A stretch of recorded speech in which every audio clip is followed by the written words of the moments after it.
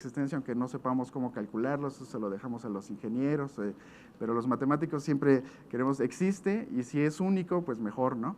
Existencia y unicidad.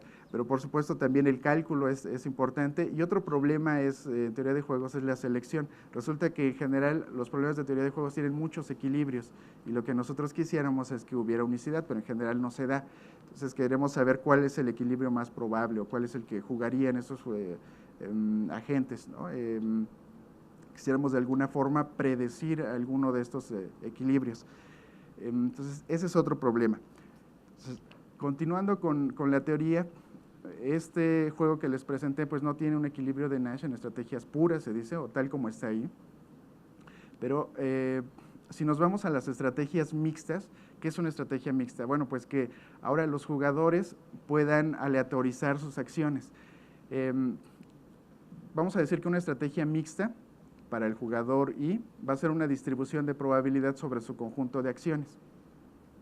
Y a los conjuntos de acciones, de estrategias mixtas, perdón, los vamos a denotar de esta forma. Si este es el conjunto de acciones, entonces le vamos a poner un delta aquí.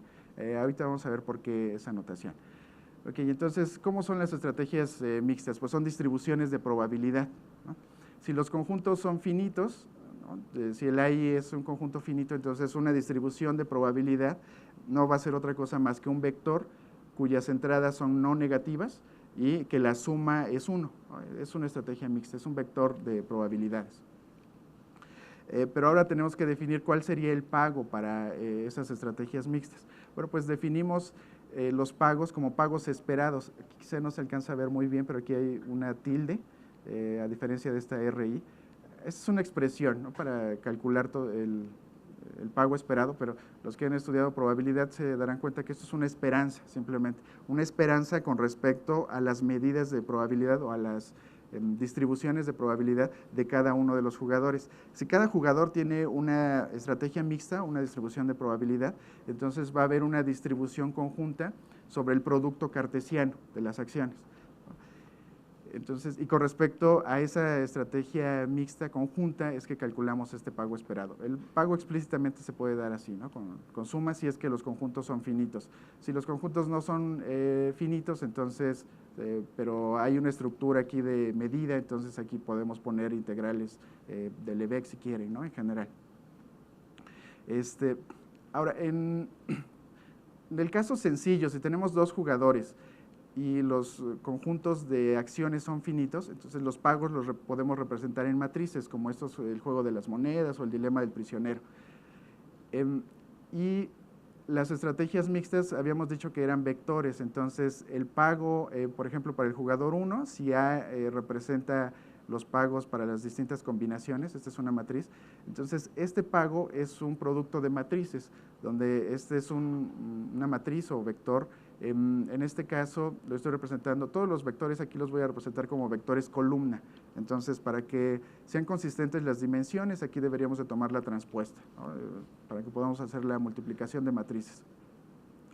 Entonces, estos pagos esperados se pueden expresar de esta forma si tenemos solo dos jugadores y los conjuntos de acciones son finitos.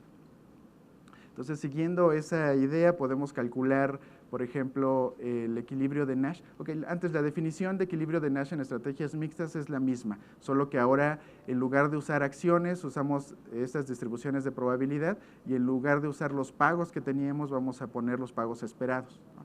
Pero la definición es exactamente la misma, solo que nos fuimos a una dimensión o varias dimensiones arriba, ¿no? En lugar de considerar acciones o estrategias puras, nos vamos a distribuciones de probabilidad. Y esta relación de punto fijo se satisface también. Entonces, usando, por ejemplo, esta definición y la representación matricial para juegos finitos de dos jugadores, podríamos calcular un equilibrio o tratar de ver si existe un equilibrio de Nash en estrategias mixtas para este juego de las monedas. Pues resulta que sí, o sea, este juego de las monedas sí tiene un equilibrio de Nash en estrategias mixtas. Podemos hacer las cuentas, ¿no?, con las matrices, hacer los productos y demás, calcular las mejores respuestas y encontrar que las estrategias mixtas van a estar dadas por un medio y un medio. Entonces, si regresamos al juego que teníamos aquí con Eric de las monedas, resulta que el equilibrio de Nash va a ser jugar una estrategia mixta, poner sol con probabilidad de 1/2 y poner águila con probabilidad de 1/2. Entonces es bien simple de implementar en este caso, ¿no? Lo que yo debería de hacer si es que quiero jugar al equilibrio de Nash es, en lugar de determinar de manera no estocástica o de manera determinista la cara de la moneda, lo que debería de hacer es hacerlo de manera aleatoria. Es lo que me dice el equilibrio de Nash. Es decir, tengo que echarme un volado, ¿no? En lugar de decidirlo yo, mejor lanzo la moneda y que el azar lo haga, ¿no? Probabilidad de 1/2 para águila, probabilidad de 1/2 para sol. Y Eric, si juega también al equilibrio de Nash, debería de hacer lo mismo, ¿no? Ese es el equilibrio en ese juego. Entonces, sí existe un equilibrio de Nash para ese juego, pero en estrategias mixtas. Y resulta que Nash probó un resultado de existencia. Nash dice que cualquier juego finito, en forma normal, finito, recuerden que necesitamos que los conjuntos de acciones sean finitos y que el conjunto de jugadores también sea finito. Entonces, el teorema de Nash dice que cualquier juego finito va a tener al menos un equilibrio en estrategias mixtas. La demostración recurre al teorema de punto fijo de Brouwer. No nos sorprende mucho que sea un teorema de punto fijo, porque ya habíamos visto, ¿no?, esta relación que había entre los puntos fijos y los puntos de equilibrio. Aunque ahí la definición en general era para correspondencias. Sin embargo, a Nash se le ocurrió una forma de usar este teorema de Brouwer que trabaja con funciones, haciendo ciertas manipulaciones algebraicas, ¿no? Entonces, aquí está la demostración. Por cuestiones de tiempo no voy a abundar en ella. Pero bueno, eso. Hasta ahora podemos resumir el trabajo de Nash en la definición de equilibrio y en este resultado de existencia. Y la trascendencia de este tipo de teoría en economía fue lo que le valió a él para que le dieran el premio Nobel, ¿no? Aplicaciones hay muchas, como les decía antes. Otra forma de probar un teorema de existencia es usando un teorema de punto fijo, pero ahora recurrimos a este japonés, que es Kakutani. Los que estudian análisis se lo van a encontrar por ahí en Kakutani. Estudiaba cosas de análisis, ¿no? Tiene varios resultados. Entonces, este teorema de punto fijo es para multifunciones o para correspondencias. Tenemos aquí algunas hipótesis. Necesitamos darle, en este caso lo estoy enunciando para Rn, con la topología usual de Rn. Hay una extensión o varias extensiones de estos teoremas de punto fijo para correspondencias para espacios más generales. Y bueno, entonces ese tipo de resultados nos ayudan a probar existencia de equilibrios de Nash en juegos también más generales. Usando el teorema de Kakutani se pueden probar otros teoremas de existencia de equilibrios de Nash en 2 o 3 renglones, ¿no? La demostración es inmediata. Todo el trabajo lo hace Kakutani. Me voy a saltar esta parte. Les había mencionado también que el cálculo de equilibrios de Nash es importante.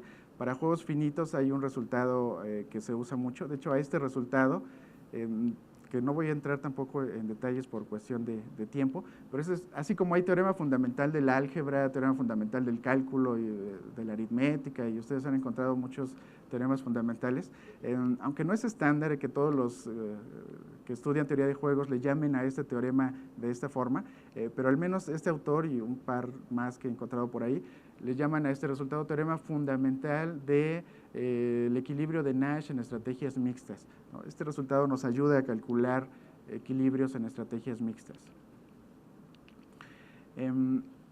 Hay resultados también de unicidad, ¿no? Tienen que ver con ciertas propiedades de concavidad o concavidad estricta para las funciones y condiciones adicionales, ¿no?, como diferenciabilidad. Hay que imponer ciertas condiciones, pero sí se pueden dar resultados de unicidad. Este es un ejemplo de un teorema de unicidad de equilibrios. Y es interesante, pero este se me hace más interesante, es el que quiero platicarles. Vean, Wilson probó que casi todos los juegos, y esto es en el sentido de teoría de la medida, casi todos los juegos finitos tienen un número finito, pero además impar de equilibrios de Nash. Entonces, y es un resultado sorprendente, ¿no? Les digo, esto de casi todo tiene que ver con teoría de la medida. Los juegos finitos, fijamos el número de acciones y el número de jugadores, entonces los pagos los podemos mapear a un espacio Rn, con algún n, puede ser grande, pero es de dimensión finita.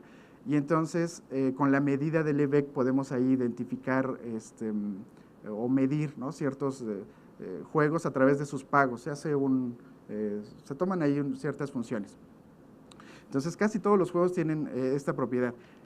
Y esta es la parte sorprendente, que los juegos tienen un número impar de equilibrios. Es decir, que o los vamos a encontrar con 1, con 3 o con 5, ¿no?, o 7, o siempre va a ser un número impar. Por supuesto, va a haber algunos que tengan un número par de equilibrios. Siempre el conjunto de equilibrios es no vacío por el teorema de Nash. Pero si queremos contarlos, entonces podemos recurrir a este resultado, que, bueno, personalmente se me hace muy interesante. La demostración, si ustedes quieren ir a revisar el resultado, usa ciertas herramientas de topología algebraica. Entonces, y esto es para juegos finitos, ¿no? Hay varios resultados interesantes aquí. Ok, ahora quiero platicarles sobre otra clase de juegos así muy rápido, que son los juegos potenciales.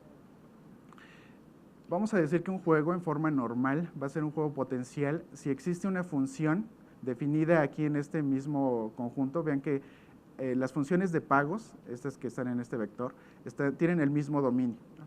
Entonces, esta función va a ser un potencial, o también se le llama como potencial exacto, si cumple esta condición. Vean que para cada uno de los jugadores, estas diferencias se pueden recuperar a través de la función de potencial. Bueno, entonces, si se cumple esta condición, vamos a decir que el juego es potencial. Y si existe, por ejemplo, un potencial y tenemos algunas estructuras aquí sobre los conjuntos de acciones, por ejemplo, en particular, si los conjuntos de acciones son finitos, entonces siempre va a haber un equilibrio de Nash, si es que el juego es potencial.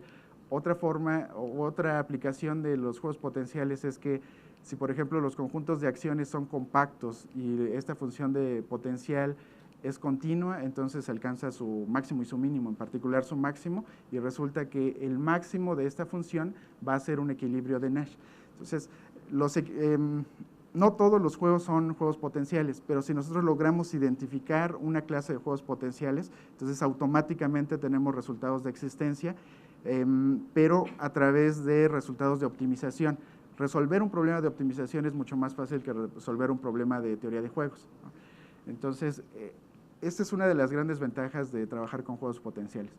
Y ellos dieron una caracterización para los juegos potenciales. Si, por ejemplo, los conjuntos de acciones son intervalos y estas funciones son diferenciables, entonces el juego va a ser potencial si solo si se satisface esta relación de derivadas parciales cruzadas. Ven, aquí es RI, RJ, no es la misma. Y estas sí son los mismos subíndices. Entonces, si las funciones de pago son diferenciables y satisfacen estas igualdades, entonces el juego va a ser potencial y de hecho se puede calcular explícitamente el potencial. Es una integral de línea, ¿no?, esta que tenemos aquí. Entonces, esos son los juegos potenciales. Si las funciones no son diferenciables, se puede dar otra caracterización definiendo estas diferencias o diferencias discretas y las diferencias discretas de segundo orden. Y si los juegos son finitos, entonces se puede clasificar a los juegos potenciales que satisfacen esta relación. Es muy parecido a lo anterior, pero en el caso discreto, ¿no?, si es que no hay diferenciabilidad. Entonces, mi área de investigación, para finalizar, más o menos quiero platicarles de qué se trata, es en juegos dinámicos. En este caso, vamos a tener un sistema dinámico, aquí lo puse en tiempo discreto, es lo que yo he trabajado, donde tenemos una variable de estado. Por ejemplo, podemos pensar aquí que es el capital o las acciones o los activos de ciertas empresas, y esta variable de estado va a evolucionar de acuerdo a las acciones que tomen los jugadores. Y entonces vamos a tener un sistema dinámico y vamos a tener funciones de pagos. Por ejemplo, aquí le puse una serie infinita, puede ser una serie finita también, y queremos buscar entonces equilibrios de Nash para este tipo de juegos. Vean que el problema se complica un poco porque además de las funciones de pagos tenemos estas restricciones, pero son restricciones dinámicas, ¿no? De cómo va a ir evolucionando un sistema dinámico. Entonces, yo lo que hice en mi tesis de doctorado fue extender estas ideas de juegos potenciales estáticos al caso de juegos potenciales dinámicos. Bueno, a grosso modo, eso fue lo que yo hice en la tesis de doctorado, y uno de los resultados que encontramos es que las funciones de pagos deberían de satisfacer unas condiciones similares, ¿no? En los juegos estáticos veíamos una sola de estas condiciones, ahora tenemos más condiciones, y si se satisfacen estas condiciones, entonces podemos encontrar explícitamente un potencial para este tipo de juegos, ¿no? Estas son algunas de las referencias, si es que están interesados. Bueno, aquí está la lista completa de las referencias que estuvimos viendo. Y quiero agregar un par de cosas antes de terminar. En este año, en el 2016, se les otorgó el Premio Nobel de Economía a ellos dos. Y resulta que los dos estudiaron, al menos en la licenciatura, estudiaron matemáticas. El premio Nobel, como le llamamos así en corto, en realidad el nombre completo es pero ambos después estudiaron economía, ¿no? Pero en la licenciatura ellos hicieron matemáticas, ¿no? Estudiaron matemáticas. Y la otra cosa que les quería decir es que no olvidemos que nos faltan 43.